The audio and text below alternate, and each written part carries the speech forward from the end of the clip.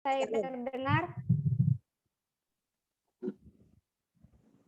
Salam. Sebelum kita menikmati firman Tuhan, saya minta semua buka kamera dan saya mau lihat wajahnya, pancaran sinar wajahnya, supaya saya juga boleh mengimpartasi semangat buat saudara. Jadi, amin. Kalau wajah tidak kelihatan, sepertinya kurang bersemangat pendetanya. Lihat saya sudah bersinar-sinar ya, saya kepengen saudara bersinar juga seperti apa yang saya alami. Mari kita berdoa saudara. Bapa dalam surga, kami rindu akan pengurapan baru lewat firman-Mu. Hari ini pujian penyembahan sudah kami naikkan. Kami rindu diurapi, dibuat mengerti supaya hidup kami semakin berdampak. Berfirmanlah kepada kami ya Tuhan, kami siap untuk merenungkannya. Di dalam nama Tuhan Yesus kami berdoa. Haleluya. Amin. Saudara yang terkasih, saya minta semuanya dalam kondisi siap dan senyum. Jangan ada yang coba saya lihat wajahnya. Feni, senyum Feni. Lagi di rumah. Wis. Siapa lagi nih yang belum senyum? Aikeng, Ibu Aikeng belum smile. Kenapa Bu Aikeng? Belum makan ya? Ya. Kalau sudah terjadi sukacita, maka firman itu bisa masuk. Tapi kalau bete, pikiran kemana-mana. Ya, jangan sia-siakan kesempatan ini. Mengapa orang mendengarkan pidato Jokowi atau pidato presiden bisa siap? Tetapi mendengar firman Tuhan, banyak orang pura-pura nggak dengar, bahkan tega ngorok. Saya sering dengar begitu. Tapi di sini semua tidak ada yang tidur, semua on fire. Saudara, saya akan membawa firman Tuhan dengan judul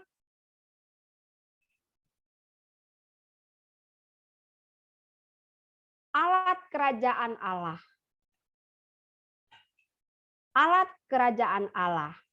Semua kita adalah alat kerajaan Allah. Tetapi apakah kita sudah cocok? Nanti kita akan belajar bersama-sama. Bagaimana saya dan saudara dipakai menjadi alat kerajaan Allah. Saudara, saya akan mengawali khotbah saya dengan perkataan Tuhan Yesus kepada para murid sebelum dia naik ke surga. Kamu akan menerima kuasa kalau Roh Kudus turun ke atas kamu. Dan kamu akan menjadi saksiku di Yerusalem dan di seluruh Yudea dan Samaria dan sampai ke ujung bumi. Saudara, kamu di sini adalah para murid. Jadi di sini saya mau jelaskan kepada saudara, kamu para murid. Para murid akan dijadikan saksi. Syaratnya apa menjadi saksi saudara? Syaratnya adalah diberi kuasa dan syaratnya adalah kalau Roh Kudus turun atas kamu. Nanti Roh Kudus akan turun ke atas murid-murid setelah Yesus naik ke surga.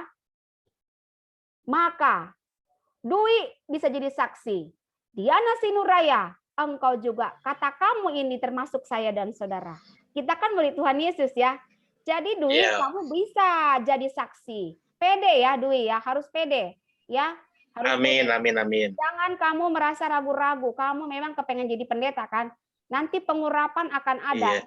Ini saya akan kasih penjelasan kepada kita bahwa kalau pengurapan sudah ada, maka kita sanggup menjadi saksi.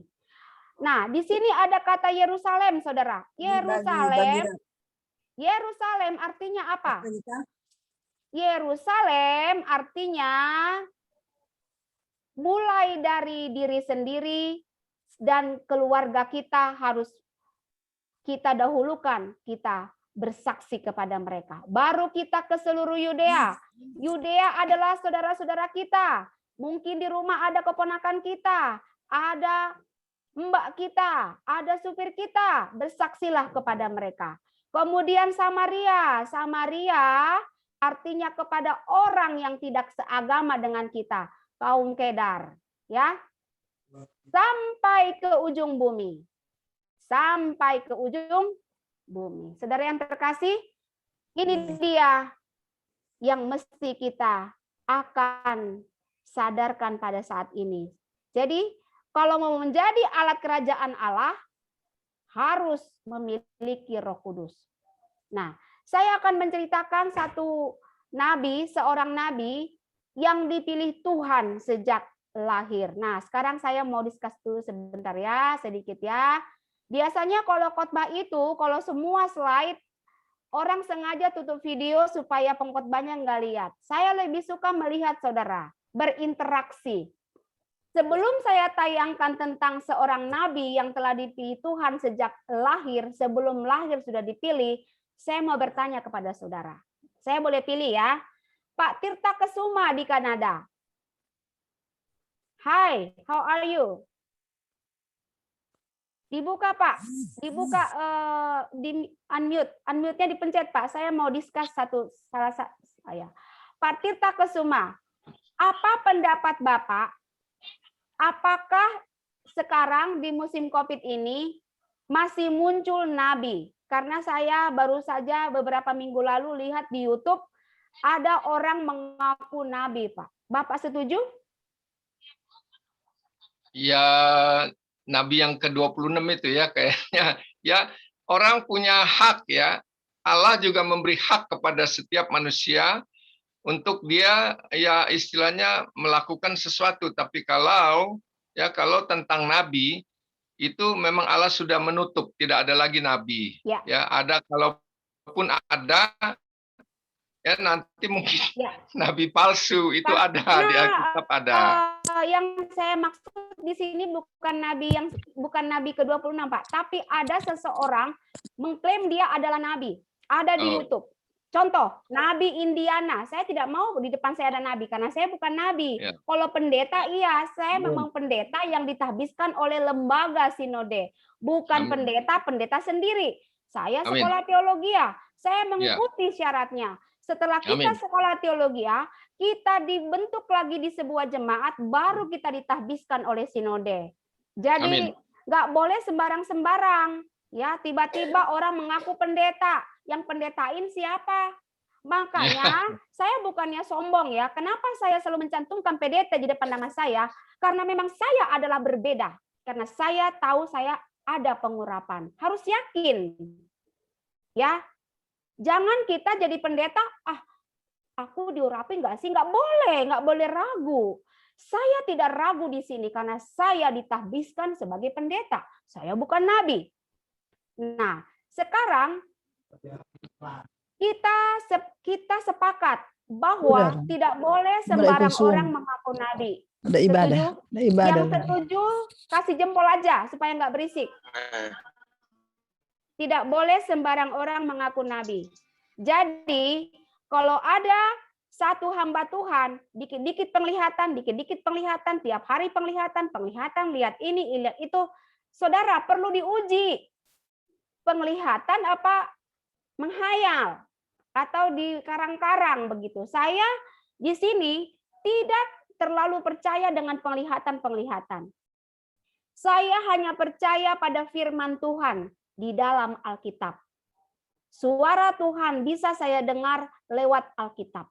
Bukan saya dengar di bawah pohon lagi merasakan supranatural, naik ke langit-langit, tidak. Saya hanya tahu tentang Tuhan, mendengar suara Tuhan, tahu janji Tuhan. Saya mengenal Dia dari Alkitab dan dari ciptaannya. Itu yang benar. Saudara yang terkasih, saya akan ceritakan seorang nabi Perjanjian Lama. Memang dia betul nabi karena dia dipilih oleh Tuhan. Siapakah dia? Inilah dia. Dia adalah Nabi Yesaya. Nabi Yesaya menuliskan ini dari pengalaman dia pribadi. Dalam tahun matinya Raja Uzia, aku melihat Tuhan duduk di atas tahta yang tinggi dan menjulang, dan ujung jubahnya memenuhi bait suci. Saudara yang terkasih, Aku di sini adalah Nabi Yesaya sendiri, bukan penulis, tetapi dia adalah Yesaya sendiri. Kan di Alkitab ada juga editor, ya. Tapi di sini langsung Nabi Yesaya bersaksi, ya. Aku melihat Tuhan duduk di atas tahta. Ini adalah Nabi Yesaya, memang betul-betul dia rohnya melihat ini. Lalu para serafim di sebelah atas, para serafim berdiri di sebelah atasnya, masing-masing mempunyai 6 sayap. 2 sayap dipakai untuk menutupi muka mereka, 2 sayap dipakai untuk menutupi kaki mereka, dan 2 sayap dipakai untuk melayang-layang. Ini yang dilihat oleh Nabi Yesaya. Dan mereka berseru seorang kepada yang lain. Jadi malaikat itu saling berseru, katanya, Kudus, kudus, kuduslah Tuhan semesta alam, seluruh bumi penuh kemuliaannya. Maka bergoyanglah alas ambang pintu disebabkan suara orang yang berseru itu, dan rumah itu pun penuhlah dengan asap. Lalu kataku, celakalah aku binasa, sebab aku ini seorang yang najis bibir, dan aku tinggal di tengah-tengah bangsa yang najis bibir. Namun mataku telah melihat Sang Raja, yakni Tuhan semesta alam. Saudara, ketika Nabi Yesaya berkata ini menunjukkan bahwa Nabi Yesaya adalah rendah hati. Dia mengakui dia seorang yang najis bibir. Ya, dia tidak bilang, aku sudah suci, makanya aku dipilih jadi nabi. Bukan. Bahkan dia adalah seorang yang najis bibir, namun ia dipilih oleh Tuhan. Nah, di sini kita bisa belajar, saudara. Tuhan bisa pakai saudara dan saya, sekalipun kita belum sempurna, karena Tuhanlah yang nanti menyempurnakan saya dan saudara. Mari kita lihat selanjutnya apa yang terjadi kepada Nabi Yesaya. Tetapi seorang daripada serafim itu terbang mendapatkan aku. Di tangannya ada bara yang diambilnya dengan sepit dari atas mezbah. Ia menyentuhkannya kepada mulutku serta berkata, lihat, ini telah menyentuh bibirmu, maka kesalahanmu telah dihapus dan dosamu telah diampuni. Lalu aku mendengar suara Tuhan. Saudara, dia mendengar suara Tuhan berkata, siapakah yang akan kuutus dan siapakah yang mau pergi untuk aku? Maka sahutku, ini aku, utuslah aku. Saya kasih warna berbeda karena inilah yang akan kita renungkan pada malam hari ini. Saudara yang terkasih, Nabi Yesaya dipilih Tuhan sejak lahir, dipersiapkan jadi nabi, hidup apa adanya di bumi. Dia adalah orang biasa, tetap berdosa. Namun kalau Tuhan memilih, Tuhan yang menyucikan dia, menyucikan hatinya, mentahirkan mulutnya, menuntun dia, memimpin mulutnya, bibirnya, sehingga nanti dia sanggup mengabarkan kabar keselamatan kepada bangsa Israel. Sekilas tentang Nabi Yesaya. Nabi Yesaya sejak muda sudah jadi nabi, ya. Jadi di sini ada anak muda, Dwi. Kamu umur berapa, Dwi?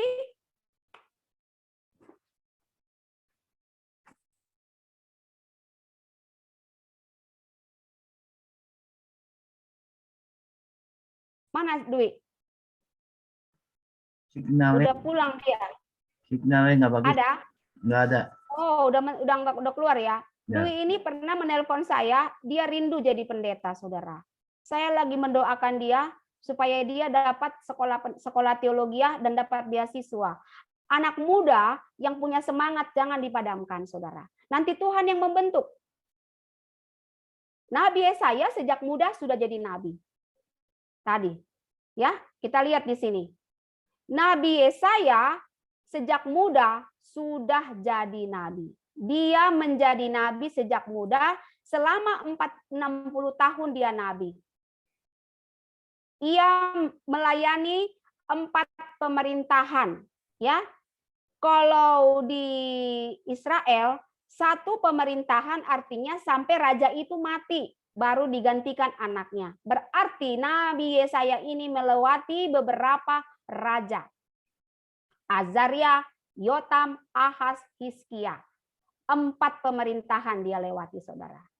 Nah, Nabi Yesaya yang mengaku bahwa bibirnya adalah najis bibir dan dia merasa dia orang berdosa, Tuhan berkata, aku akan menyucikan engkau. Aku akan mempersiapkan engkau. Aku akan mentahirkan engkau.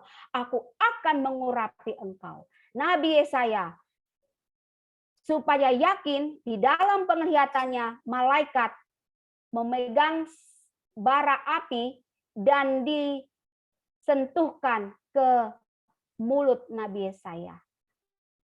Namun mulutnya tidak melepuh, tidak terbakar karena ini adalah api kemuliaan Tuhan. Ya, tuh disentuhkan ke bibirnya. Dan ketika Tuhan bertanya, siapakah yang akan aku utus? Dengan pede Nabi Yesaya berkata, ini aku Tuhan, utuslah aku. Saudara yang terkasih, kalau pertanyaan ini ditunjukkan kepada saudara dan saya, beranikah Indiana berkata, ini Indiana nih, ini saya nih ya, ini aku Tuhan, utuslah aku. Tapi Tuhan, aku kan tidak pandai bicara, aku ini kan badanku tidak cukup tinggi. Bagaimana ini? Biasanya orang banyak alasan. Tetapi Tuhan dengan tuntunan Roh Kudus, ketika kita sudah dipenuhi Roh Kudus, nah saya taruh ini ada burung ya, ini lembar Roh Kudus ya. Ketika Roh Kudus sudah ada di dalamku, di dalam saudara, kita akan sanggup berkata, ini aku Tuhan, utuslah aku. Saudara yang terkasih, apa yang membedakan kita dengan orang-orang yang tidak berani diutus adalah, ini dia rahasianya, pengurapan. Jadi kalau kita sudah mendapatkan pengurapan dari Tuhan, maka kita menjadi berani, kita menjadi sanggup, kita menjadi pede. Pastikan saudara dan saya mendapatkan ini, pengurapan. Ya. Ketika Nabi Yesaya disentuhkan oleh malaikat bara api ke mulutnya, dia memiliki spirit dan bisa sanggup bersedia diutus oleh Tuhan. Nah, saudara dan saya, ini penting. Yang membedakan kita dengan orang lain yang tidak berani, masalah pengurapan. Pengurapan ini berhubungan dengan Roh Kudus. Kalau Roh Kudus turun ke atas kamu, dan kamu akan menjadi saksiku di Yerusalem, seluruh Yudea, Samaria, sampai ke ujung bumi. Jadi saudara, artinya saudara dan saya perlu memiliki hubungan yang baik dengan Roh Kudus. Ya, kita tidak akan bisa tanpa Roh Kudus. Hikmat dunia memang banyak, tapi hikmat Roh Kudus berbeda dengan dunia. Karena apa? Kita memiliki spirit itu karena ada pengurapan. Nah, tadi sudah bersaksi Banuara Sihombing, ya. Ini Banuara Sihombing pelayanannya. Asosiasi Pemerhati Penyandang Disabilitas Indonesia. Jadi Bapak ini menelpon saya. Dia mau mengunjungi Adi dan Ade. Nah, ingat saudara, anak yang pernah saya tayangkan, yang saya sedang support sekarang, Adi dan Ade, masih ingat? Ini diantara, coba saya tanya Ibu Diana Sinuraya. Ibu Diana Sinuraya, ini peserta hari ini semua selalu hadir nggak? Ada berapa yang selalu hadir?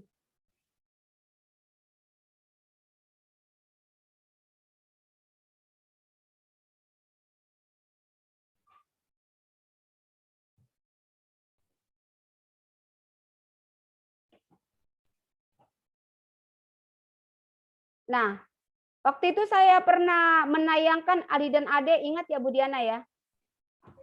Ingat. Nah, jadi Banuara itu telepon saya. Mana Pak Banuara? Pak Banuara, tolong dibuka. Ya Bu Pendeta. Ya. Jadi saya belum kenal Bapak ini, Saudara. Belum kenal sama beliau, tapi dia menelpon saya. Dia menelpon saya, dia ingin mengunjungi Adi dan Ade. Ya. Nanti dia akan mampir ke rumah saya dan saya akan antar dia ke rumah Adi dan Ade. Karena rumah Adi dan Ade hanya 10 menit dari rumah kami, jalan kaki saja. Jadi Pak Banuara dengan Asosiasi Pemerhati Penyandang Disabilitas ini akan membuka mata hati dari mamanya Adi dan Ade supaya bersemangat, akan diajak dia berkunjung ke rumah orang-orang yang mengalami seperti dia. Begitu. Jadi saling menyemangatin. Luar biasa ini Bapak Banuara ini. Walaupun dia buta, tetapi dia memiliki mata. Mata apa? Mata hati. Walaupun mata dari Pak Banuara tidak sembuh, namun hatinya sembuh. Kita berikan tepuk tangan buat Pak Banuara. Ya. Kita yang celik mata belum tentu Tangannya kita untuk Tuhan. melakukan banyak luar biasa seperti ini. Ini saya kagum, Saudara. Dia bisa mengumpulkan 135 orang buta seluruh Indonesia berkumpul di Bogor apa di Bandung ya? Di Bogor apa di Bandung ya, Pak? Di Bandung Bu untuk pelatihan Bandung. terapi. Untuk pelatihan terapi. Coba diceritakan sedikit Pak tentang Asosiasi ini, programnya apa aja Pak Banuara ini supaya terinspirasi. Bapak Ibu, wadah pelayanan kami di APPDI, Aliansi Pemerhati Penyandang Disabilitas Indonesia. Kami lintas disabilitas. Jadi maksudnya ada yang bisu tuli, ada yang tunanetra seperti saya, ada juga yang cacat tubuh seperti adik Adi ya, yang dilayani oleh Bu Pendeta Indiana. Jadi kami memang lintas disabilitas, memang kami juga lintas suku, lintas agama, tapi yang menjadi pengurus inti adalah anak-anak Tuhan. Jadi itu yang kami lakukan. Kami juga pernah mendatangkan guru untuk mengajar terapi pijat dari China. Dan puji Tuhan saya juga pernah dapat berkat dari Tuhan dengan belajar terapi pijat ke China, ke Tiongkok. Begitu Bu. Terima kasih Bu Pendeta.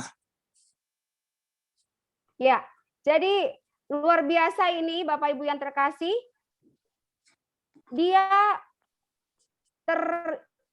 terpanggil dan dia dipakai oleh Tuhan untuk memenangkan jiwa, ya.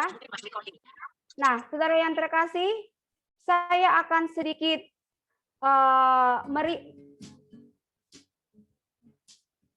sebentar. Saya mau kembali merefresh daya ingat kita. Mengapa apa itu disabilitas? Ini adalah yang cacat, terutama cacat ganda ya. Dan Bapak ini melayani, memberikan, menginspirasi orang-orang yang cacat supaya semangat tetap bangkit. Nah, mari kita sedikit merefresh apa yang terjadi pada Adi dan Ade. Kami tetap mengunjungi dia, ya. Jadi waktu kami berkunjung juga waktu itu sempat video call dengan Pak Hari juga ya, bersama Esther Lydia. Nah, saudara, mari kita menyaksikan cuplikannya sedikit supaya yang belum pernah lihat bisa lihat yang ada ini, saudara. Ini Adi dan Ade. Mereka sejak lahir adalah susah berjalan, jalannya pakai dada. Nih kita lihat nih. Ini Adi. Kembar ya? Jalannya seperti itu, meloncat-loncat seperti itu, saudara. Beta kembar ya? Kembar. Tuh, jalannya begitu. Yang merangkak begitu dia. Ini mamanya. Kembar ya? Kembar. kembar. Ada Kembar mereka ya. Kembar. Kak, ada Kak Mama Leoni, artis. Ketua. Jadi ini mereka saya layani dan saya perhatikan saudara anak-anak. Kepengen mereka sekolah. Sekolah di tempat kebutuhan khusus ya. Ada ya. Tuh, ini dia kenal sama saya. Ini anak Kita besok aku bikin video adek. Oh iya, nggak sakit punggungnya merangkak. Jadi begitu ya? mereka ini lahir kembar saudara. Ya. Ada 13 subscribe nih. Kak, ada Kak Ini Mama kakaknya si Leoni, Putri ini murid saya. Dia gratis rumah besar. Ini aku bikin sendiri. No baby. Tuh, jalannya seperti itu. Tuh, dengan dadanya. Mereka kembar, Adi dan Ade. Awas Putri. Awas Putri. Putri geser dulu.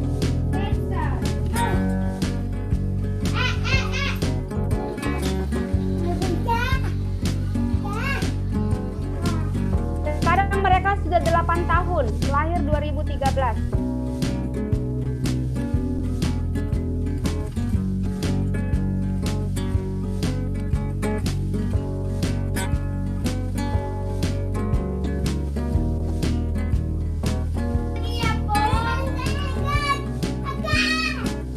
Tapi ceria ya anaknya, ceria. Ya. Jadi saudara yang terkasih,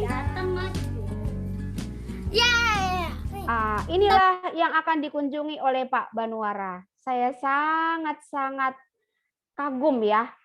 Cara Tuhan itu betapa hebat ya. Kadang-kadang saya gak habis pikir, orang yang celik mata tidak ada terpanggil untuk mengunjungi dia. Tapi orang yang buta seperti Pak Banuara kok tergerak. Nah, disinilah yang mau saya sampaikan kepada saudara. Pak Banuara si Hombing ini memang matanya buta, tetapi hatinya melihat. Hatinya melihat. Hatinya melihat. Jadi dia memiliki hati Bapa, hati belas kasih.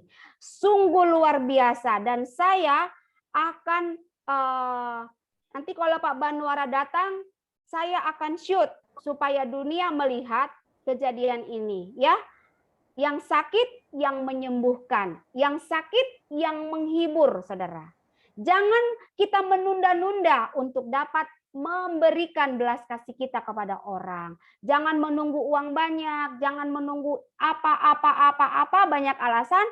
Nah, Pak Banuara ini langsung, Bu Indiana, tolong kasih alamat, kami mau datang, mau mengunjungi Adi dan Ade. Nah, saudara yang terkasih,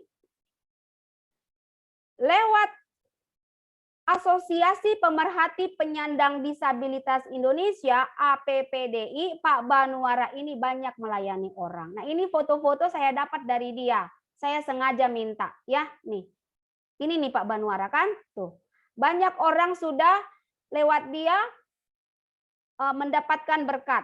Tidak pandang agama dia. Jadi dia banyak mentransfer ilmu kepada orang-orang buta supaya orang-orang buta tersebut bisa mencari uang lewat memijat refleksi secara baik dan benar. Karena Pak Banuara kan sampai ke Cina belajar tentang refleksi pijat ini. Nah, inilah yang menginspirasi saya, saudara. Memang sengaja malam ini saya kontak beliau untuk hadir karena dia ada di dalam khotbah saya. Nah, untuk itu saudara, Pak Banuara bisa bersemangat memenangkan banyak jiwa, menolong orang, memberikan kasihnya kepada orang, pasti orang-orang ini pun tersentuh. Ya. Jadi, bagaimana kita sanggup? Maka kita mesti memiliki roh keberanian. Saudara yang terkasih, untuk menjadi alat kerajaan Allah, perlu pengurapan. Jadi Pak Banuara ini mengalami pengurapan. Ya, saya berharap semua yang hadir di sini mengalami pengurapan. Saya mau lihat di sini. Nah, ini ada Dokter Saud. Dokter Saud boleh dibuka di unmute-nya dibuka, Pak. Saya mau sedikit. Dokter Saud, dokter Saud akan menjadi dokter yang berbeda karena ada pengurapan di dalamnya. Sehingga lewat dia, orang yang sakit yang dia pegang disembuhkan. Nah, Pak Saud ini saya mau tanya, Bapak pendeta juga ya? Pendeta ya, Pak ya? Iya. Iya. Dari tahun 97. Oh, jadi Bapak dokter juga? Iya. Wow, saya dokter luar biasa. dan juga jadi pendeta. Wow, luar biasa. Ini dia. Tuhan memakai Bapak ini sebagai alat kerajaannya. Lewat dokternya, secara medis dia bisa tahu obat-obatan dan mendiagnosa orang. Lewat kependetaannya dia mengalami pengurapan. Sehingga lewat Pak Saud, banyak jiwa disembuhkan dan dimenangkan. Ya Pak? Jadi kita perlu mendoakan para dokter-dokter supaya ada perbedaan dengan dokter lain. Ada pengurapan di dalamnya. Ya Pak Saud ya. Bapak pelayanan di daerah mana? Saya pendeta GBI di Jabodetabek. Jabodetabek ya. Sekalian praktek dokter ya Pak ya? Iya. Puji Tuhan, puji Tuhan. Pasti akan banyak orang disembuhkan lewat hambanya, pendeta Dr. Saud. MS itu apa ya Pak? MS? Nah, itu nama Roh Kudus tuh, Saud Mangapul Sitorus. Nama Roh Kudus. Udah lengkap Ya, lah ini ya. Mangapul. Namanya pun Mangapul. Ayah saya Porhangir, namanya Sahat Uluan. Jadi anaknya diteruskan jadi pendeta. Oh, luar biasa. Memang keluarga pelayan Tuhan ya. Porhangir itu guru jemaat, Saudara. Di HKBP ada Porhangir artinya guru jemaat. Itu juga ada sekolah khusus ya di Tarutung ya. Sekolah Porhangir ya. Jadi orang tua dari Pak Saud ini adalah pelayan Tuhan, pekabar firman Tuhan. Jadi buah tak jauh dari pohonnya. Nah, anaknya sekarang jadi pendeta dan dokter. Luar biasa. Menyandang 2 titel ya. Nah, saudara yang terkasih, hari ini kita belajar dari 2 orang yang diutus Tuhan. Di masa milenial ada Pak Saud, ada Pak Banuara. Dalam kondisi dia yang terbatas, dia juga bisa menjadi berkat. Nah, saya akan tayangkan di sini satu kisah nyata bagaimana ada misionari sampai mempertaruhkan nyawa dan apa yang terjadi. Ya, saya sudah siapkan kisahnya, tapi saya tidak akan tayangkan full. Nanti boleh saudara lanjutkan supaya bisa menyentuh hati kita untuk berani bersaksi, untuk berani menginjili, berani menampakkan bahwa saudara alatnya. Ya, jangan buang-buang waktu. Waktu sudah singkat. Jiwa-jiwa itu perlu dimenangkan. Kabarkan tentang kabar keselamatan. Ketemu orang, kabarkan tentang keselamatan. Jadi mari kita sejenak menyaksikannya. Saya minta tolong kita betul-betul menyimaknya supaya ada impartasi mengalir ke dalam kita. Saya pun akan menikmati dan saya kadang-kadang sampai menangis, ya. Ini dia yang akan saya tayangkan kepada saudara. Sebentar saya siapkan dulu ya. Nah, ini saudara. Jadi ini misionari ke Australia. Jadi mumpung Pak Hari ada di sini ya, nanti Pak Hari bisa survei ke sana ya, Pak. Ke tempatnya ya Pak, karena ini kisahnya di Australia Pak, suku aborigin ya Pak. Pernah ketemu ya Pak suku aborigin? Ya, Oke, mari kita saksikan bersama. Mati untuk firman Tuhan.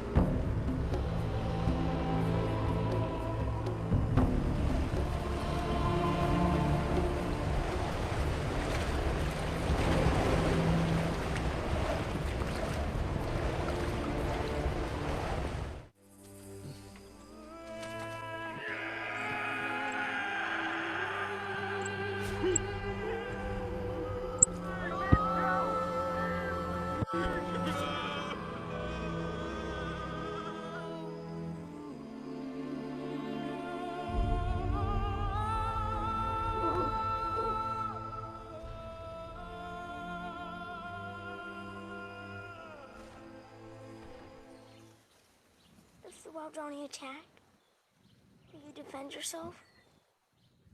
Will you use your guns? Son, we can't shoot the Waodani. They're not ready for heaven.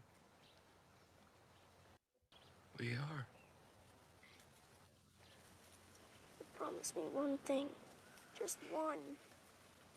If you get in a jam, a real jam, promise me you'll say these words to them. What words? The Waodani words. They mean, I am your friend. Your sincere friend. Bua Bia Unumbwa. Bua. Be, Unumbwa. Numbwa. Bua Bia Numbwa. Bua Bia. Numbwa. Dia tetap dibunuh, saudara.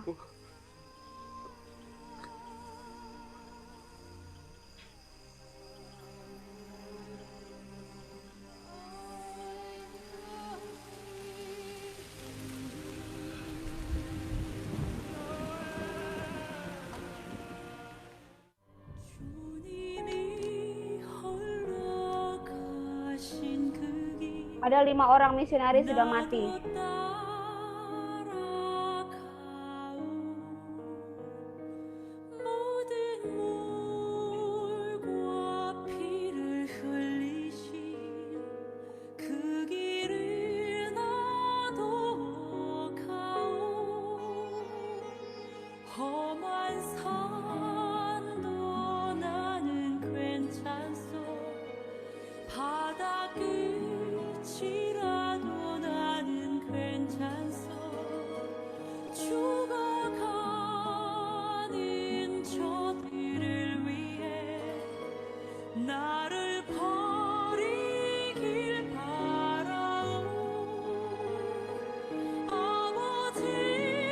Mereka kembali ke suku Madani, istri-istri kelima misionari itu.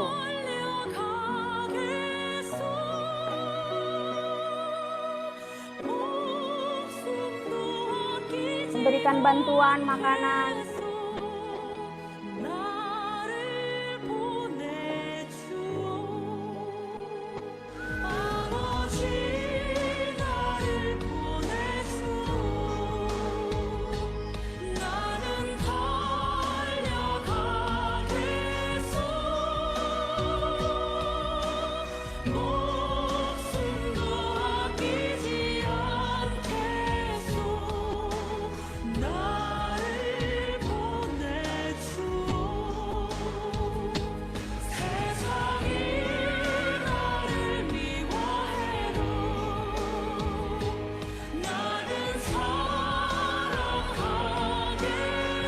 Tidak ada yang sia-sia, saudara. Akhirnya setelah istri-istri dari kelima misionari itu datang kembali ke suku Wadani, mereka memberikan bantuan dengan kasih Tuhan. Disitulah kepala suku tersentuh hatinya. Dengan gampang dia tinggal memerintahkan kepada seluruh penduduknya, mari kita menyembah Tuhan yang disembah ibu ini. Saudara yang terkasih, lihat, semua suku Wadani menerima Yesus. Luar biasa, saudara. Yang mau saya sampaikan di sini, setiap penginjilan yang dilakukan oleh misionari itu, sekalipun dia kehilangan nyawa, tidak ada yang sia-sia. Roh Kudus turut bekerja. Tuhan turut bekerja. Kepada suku Wadani, di sana sudah banyak jiwa diselamatkan. Karena apa? Pengorbanan dari Eliot dan teman-temannya. Mereka 5 orang mengorbankan nyawa. Seolah-olah ya sia-sia mereka mati. Namun Tuhan punya cara. Lewat kembalinya istri-istri dari para misionari ini ke suku Wadani, memberikan kasih sayang dan memberkati mereka dan mengatakan, disitulah hati kepala suku tersentuh. Saudara, maukah saudara dipakai Tuhan menjadi alat kerajaannya? Ya, berapapun harganya, ketika engkau bersedia, maka Tuhan yang memberikan jalannya. Tidak ada yang sia-sia, saudara. Ya, jadi saudara yang terkasih, setiap kita adalah alat kerajaannya. Pertanyaannya, apakah kita sudah memiliki keberanian? Apakah kita sudah memiliki ini, keberanian? Untuk bisa berani, kita perlu siapkan hati dan kita minta tuntunan Roh Kudus. Tanpa Roh Kudus, kita tidak sanggup. Ketika Roh Kudus turun kepada para murid, kepada Petrus, ketika sekali berkhotbah, berapa ribu langsung menerima Yesus sebagai Tuhan, saudara. Luar biasa, saudara. Kalau Roh Kudus sudah bekerja, mulut kita akan lancar. Itu semua adalah karena Roh Kudus. Saya bisa berkhotbah seperti ini, pasti karena Roh Kudus, Roh Kudus, Roh Kudus. Saya sangat bersemangat, saudara. Ya, saudara. Untuk itu, saudara, kita bisa terinspirasi dengan apa yang dilakukan oleh Banuara Siombing, apa yang dilakukan oleh Dr. Saud, apa yang dilakukan oleh Elliot dan kawan-kawannya, sampai mengorbankan nyawa karena mereka adalah yang dipilih Tuhan menjadi alat kerajaan.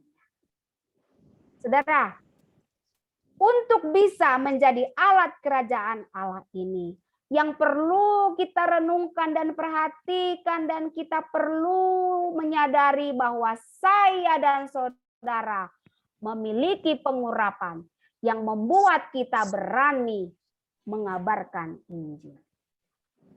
Saudara, coba saya lihat wajahnya. Ya, Tuhan bisa memakai Ibu Marlina, Ibu Akeng, Ibu Ripka, Jackson Simanjuntak, Horasa Mang. Tolong dibuka dulu mic-nya, Mang. Suamiku Simanjuntak. Aku Nyonya Simanjuntak, paniaran aku ini. Horas. Jadi suami saya Simanjuntak. Ora sinang. Kota Bulu, Ursok Datu, nomor 15. Ini mohon maaf saudara ya, kita perlu saling kenal. Karena Simanjuntak itu pakai nomor berapa, Mang? Aku Pasuratan nomor 15. 15. Sama Ya. kita 15. Jadi kita selevel, saudara. Tapi Saudara yang terkasih, kayaknya Bapak ini sakit ya. Dia terbaring dari tadi. Sakit ya, Mang? Ada sakit sedikit ya, Mang? lah Bu. Gangguan ginjal.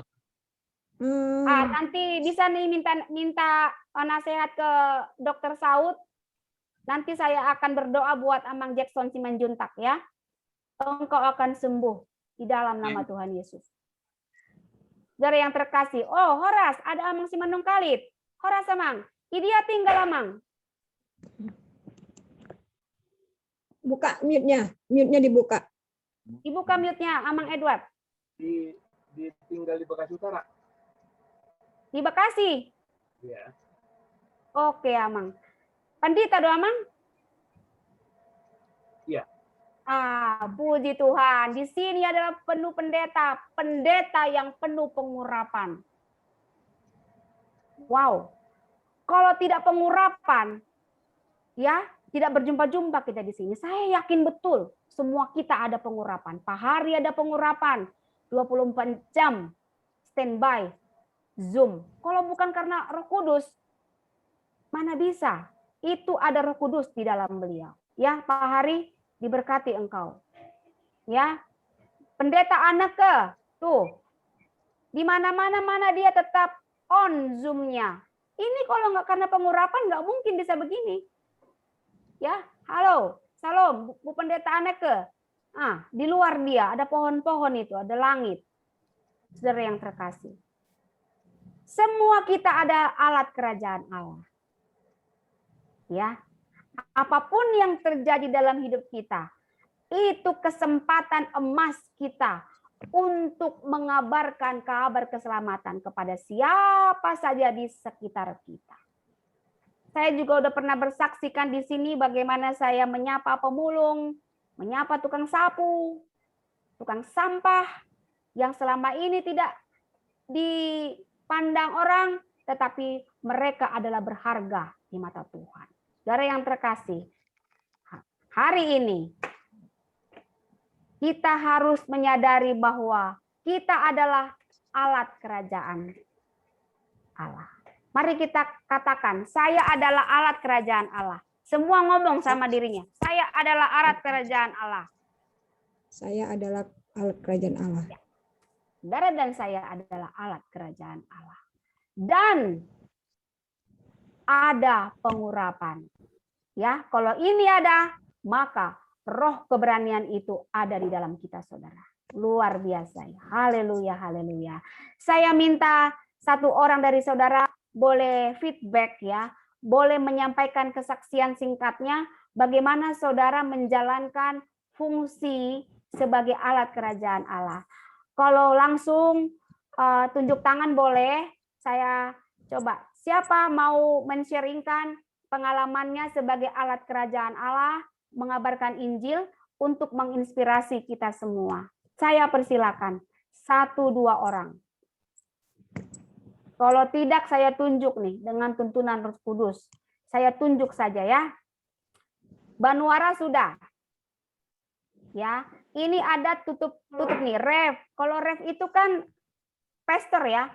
BL Tobing, tolong dibuka, Pak.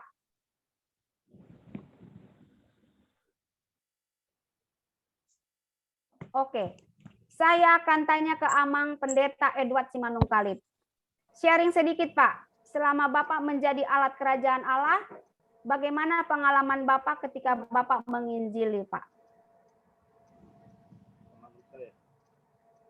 Memang soal kembali lagi ya, bahwa ada saat tertentu dan ada momen tertentu ketika Tuhan yang Nggak jelas. terbuka. Nggak jelas ya? Ini Pak itu udah terbuka. Dia, Pak Tobing. Jadi begini, saya memang selalu berusaha melihat situasi ya. Jadi artinya begini, bahwa Tuhan akan membukakan hati seseorang dan Tuhan akan menyiapkan seseorang kalau memang itu untuk kita injili, tidak ada sifatnya pemaksaan gitu ya. Jadi hanya kita ya menyampaikan firman Tuhan atau menyampaikan karya Tuhan atau kasih Tuhan, dan ketika ada terbuka kita melihat pintu ya, pintu hati yang mulai terbuka ya, baru kita masuk ke dalam pemberitaan Injil. Secara khusus saya memang suka menggunakan metode penginjilan pribadi itu karena dulu saya belajar evangelism explosion free, jadi tahun 96 saya belajar itu. Jadi walaupun sekarang saya banyak aktivitas saya di bidang sosial ya, bahkan saya banyak dulu ikut kegiatan di bidang politik, tetapi bukan berpolitik praktis maksud saya, hanya bahwa kita mengerjakan sesuatu supaya memperlihatkan bahwa perhatian kita atau kasih Tuhan itu ada di dalam diri mereka. Tentu bagaimanapun kalau kita membuat sesuatu yang baik kepada orang, maka mereka akan melihat bahwa kasih Tuhan itu sampai kepada mereka ya, dan mereka akan melihat bahwa terbuka hati mereka kepada kita, dan kita pun bisa ada pintu atau peluang untuk kita untuk memberitakan Injil.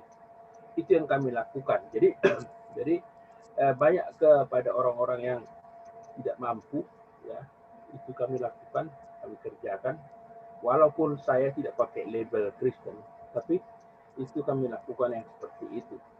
Jadi di samping itu saya juga memang punya kegiatan yang lain dalam hal menulis, walaupun saya belakangan ini agak berhenti menulis, tetapi semua hal atau semua talenta atau kemampuan yang ada dalam saya, keterampilan saya gunakan.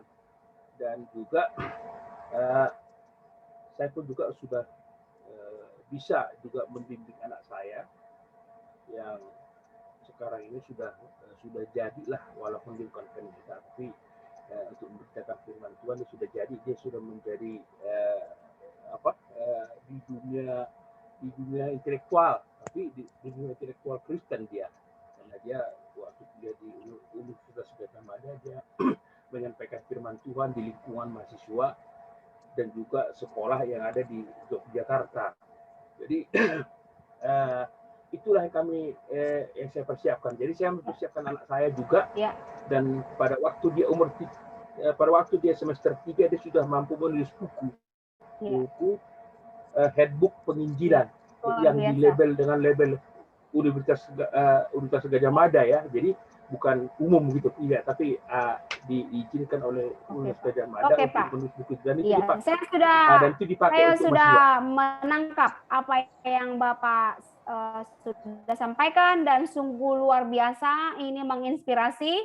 Bapak sudah menduplikatkan apa yang Bapak lakukan kepada anak-anak, memberi teladan sehingga anak-anak bisa meneruskan pekabaran Injil ini di mana-mana mereka berada. Jadi saudara yang terkasih, pada hari ini Ibu Pendeta, ini Bapak BL Tobing sudah buka kamera tadi, Ibu.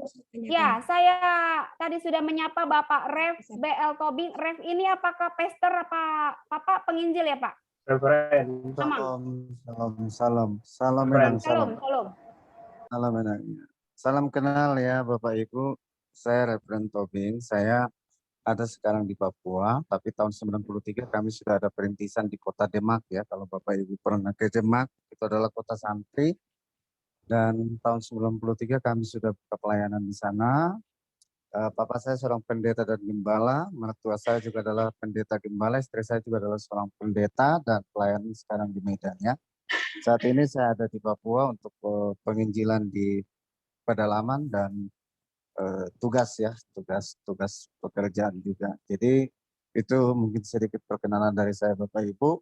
Doakan supaya Papua bisa dimenangkan bagi hormat Tuhan. Mohon maaf tadi saya off kamera karena memang saya lagi kebetulan ada kegiatan sedikit tadi sambil saya monitor. Terima kasih Bu Inang. Salam. Jadi ini luar biasa. Hari ini saya melihat banyak pendeta-pendeta yang penuh pengurapan ya, Pak Ibu Tobing. Pendeta, mungkin Bapak Tobing ada sedikit yang dia bisa saksikan pengebaran Injil di pedalaman ya, Papua. seperti silakan. Justru itu yang mau saya dengarkan Pak. Sedikit.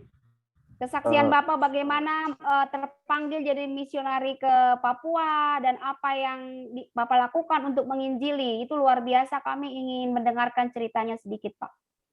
Baik, terima kasih buat kesempatan yang diberikan kepada saya. Yang pertama adalah saya mau kita bersyukur kepada Tuhan Yesus ya, karena di berbagai kesempatan kita masih diberi ruang untuk memberitakan tentang kabar Injil kepada sahabat ya, khususnya untuk teman-teman kita orang-orang di Papua ya. Jadi keterbatasan ya. Yang pertama saya mau menyampaikan keterbatasan karena lokasi mereka yang terpencil dan mereka tidak bisa menikmati Injil karena kondisi mereka. Jadi kita yang harus ke sana, dan oleh karena COVID ini selama 1 tahun lebih ini kita tidak ada lagi ruang ke sana, tetapi sebelum-sebelumnya kita melakukan perjalanan ya kurang lebih 6-8 jam jalan kaki ya, baru bisa tembus ke tempat mereka, dan disitulah kita kembali memberitakan tentang kabar sukacita. Ya, kami ada beberapa tim dan ada beberapa kelompok, dan puji Tuhan hari ini semua oleh karena kondisi COVID Bapak Ibu semua terbatas ya, tidak bisa untuk penginjilan sekarang. Jadi itu yang kami kerjakan Bapak Ibu, tetap doakan supaya ini tetap berjalan ke depannya. Setelah COVID nanti tentu kita akan terus kembangkan pelayanan penginjilan ini. Mungkin itu dari saya Bu. Ya, terima kasih, luar biasa. Bukan kebetulan hari ini kita bertemu di sini, banyak hamba-hamba Tuhan yang luar biasa, alat-alat kerajaan Allah yang luar biasa. Saya mau bertanya kepada Bapak Rev BL Tobing. Di sana banyak anak-anak, Pak? Banyak. Ya, boleh saya komunikasi dengan Bapak untuk anak baca Alkitab. Saya bagikan Alkitabnya secara gratis, nanti dikirim. Oh, boleh, boleh. Nanti Ya. nanti Oke. kita kondisikan ke Bapak kasih nomor handphone Bapak di chat ini ya Pak, supaya Boleh, bisa. Siap, Boleh, nomor boleh. handphone. Oke, Siap, siap, siap. saudara yang terkasih, untuk melengkapi khotbah saya pada hari ini, saya menyimpulkan bagi saudara bahwa sebagai alat kerajaan Allah, kita penting memiliki pengurapan dari Roh Kudus supaya ada kuasa dan keberanian sampai kita sanggup berkata, "Ini aku Tuhan, utuslah aku." Dan Amin. kita memiliki apa? Semangat seperti yang dimiliki Pak Banuara, semangat yang dimiliki Bapak Tobing, semangat yang dimiliki Bapak Dr. Saud, semangat yang dimiliki Amang Pendeta Edward, dan semangat yang dimiliki oleh para penginjil-penginjil tadi yang berani, bahkan berani mati. Bahkan berani mati, saudara. Tidak ada yang sia-sia bagi pekerjaan Tuhan. Maka kita harus terus melakukan ini, saudara. Mengabarkan Injil mulai dari Yerusalem ke seluruh Yudea, ke Samaria, dan sampai ke ujung bumi. Ya, kalau kita belum sampai ke ujung-ujung bumi, di sekitar kita masih banyak, di rumah kita masih ada, di sekitar kita masih ada tetangga kita, dan Samaria. Masing-masing kita akan diperlengkapi oleh Tuhan. Inilah yang bisa saya sampaikan kepada saudara. Jadilah alat kerajaan yang berani, alat kerajaan yang penuh pengurapan. Di dalam nama Tuhan Yesus, kita semua yang hadir di sini adalah alatnya. Dan kita akan berani mengatakan kepada Tuhan, "Ini aku Tuhan, utuslah aku, urapi aku, perlengkapi aku." Supaya lewat kita banyak jiwa dimenangkan. Terima kasih Tuhan. Haleluya, haleluya. Bapa dalam surga, berkati kami semua yang hadir pada hari ini Tuhan. Jadikan kami alat kerajaan yang luar biasa. Sesuai dengan talenta kami masing-masing di mana kami tinggal Tuhan. Yang sakit Tuhan sembuhkan. Sembuhkan Pak Jackson Simanjuntak. Sembuhkan Pak Alex Yunus. Sembuhkan Bapak Yusuf.